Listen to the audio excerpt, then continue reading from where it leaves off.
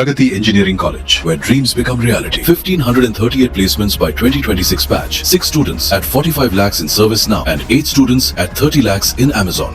ఖతార్లోని gas క్షేత్రంలో జరిగిన పేలుడు భారతీయ కుటుంబాల్లో పెను విషాదాన్ని నింపింది. పేలుడులో చనిపోయిన 13 మందిలో 12 మంది భారతీయులు ఉన్నారని తెలిపింది. ఈ దుర్ఘటనలో మరో 66 మంది తీవ్రంగా గాయపడ్డారు.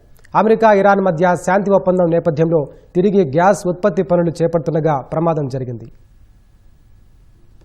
ఖతార్లోని రస్లఫాన్ పారిశ్రామిక వాడలోని బర్జాన్లోని గ్యాస్ క్షేత్రంలో ఆదివారం రాత్రి భారీ పేలుడు జరిగింది. 2 నెలల క్రితం ఇరాన్ జరిపిన దాడుల్లో ఈ టెర్మినల్ దెబ్బతింది. అమెరికా, ఇరాన్ మధ్య ప్రాథమిక ఒప్పందం కుదరడంతో పునరుద్ధరణ పనులు చేపట్టారు. ఈ క్రమంలో నిన్న రాత్రి కార్మికులు పనిచేస్తుండగా ఒక్కసారిగా పేలుడు సంభవించింది.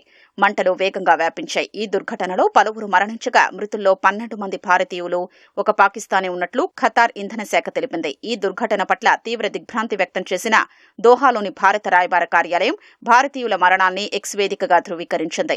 క్షతగాత్రుల పరిస్థితి నిలకడగానే ఉందని, వారికి తగిన వైద్య సాయం అందుతోందని తెలిపింది. మృతదేహాల్ని వీలైనంత త్వరగా భారత్కు పంపేందుకు ఖతార్ అధికారులతో సంప్రదింపులు జరుపుతున్నట్లు వెల్లడించింది. ఈ ప్రమాదం వల్ల ఎలాంటి గ్యాస్ లీకేజీ జరగలేదని, పర్యావరణానికి ముప్పు లేదని ఖతార్ అంతర్గత వ్యవహారాల మంత్రిత్వ శాఖ స్పష్టం చేసింది. ప్రమాదానికి దారితీసిన కారణాలపై అధికారులు విచారణ చేపట్టారు. ఈ ఘటన వల్ల రస్లాఫాన్ పోర్టు, ఇతర లాజిస్టిక్ కార్యకలాపాలకు ఎలాంటి అంతరాయం కలగలేదని అధికారులు వెల్లడించారు.